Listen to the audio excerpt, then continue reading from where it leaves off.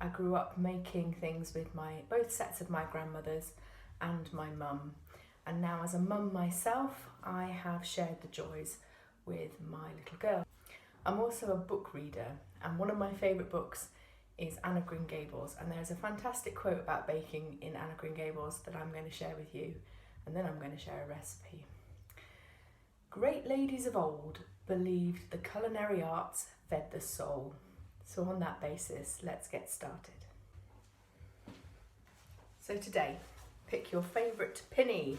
This one was given to me by a friend, and it's sunshiny yellow, which always cheers me up.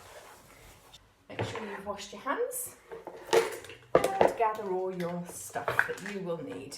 I'm going to put a list on the screen. 200 grams of self-raising flour and 100 grams of margarine or butter. You will also need 100 grams of sugar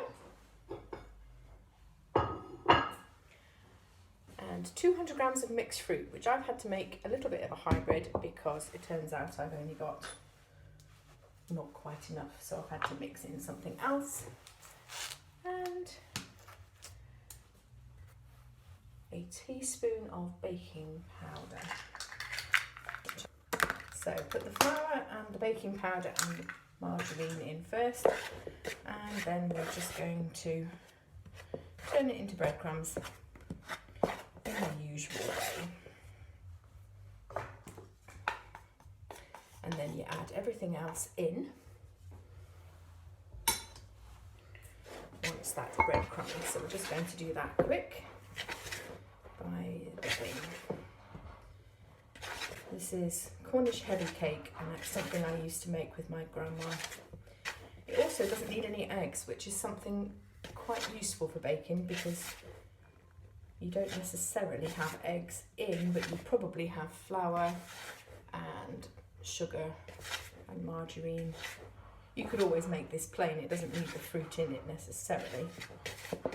I think you've done it, but there's a bit lumpy bits left. Here's the trick.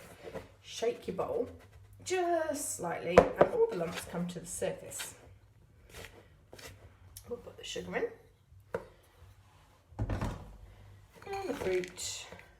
Oh, missed some. And then a tiny bit of salt. So this is a hands-on recipe. You could do it with a spoon. A little bit of salt, not a lot. But I think part of the therapeutic side for mental health, whether it's just stress or whether you have got some mental health condition, using your hands means your brain can think about something else or switch off entirely. So when it's all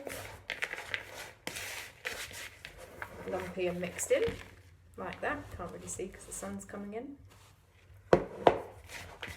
just need a little bit of milk to bind it all together.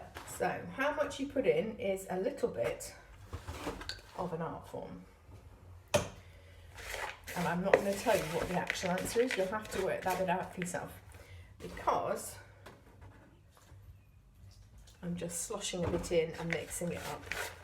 What you're looking for is a fine, sort of nicely gathered in dough without it being too wet. So only pour it in little bits. So we're looking for a good drop consistency of it.